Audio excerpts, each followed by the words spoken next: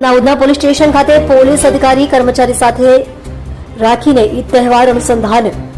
સંવેદનશીલ વિસ્તારના drone camera અને અંજની કીટ સતત ફૂટ પેટ્રોલિંગ કરવામાં આવ્યું હતું, જેમાં ડીસીપી ડ્રોન 2ના ડીસીપી સાહેબ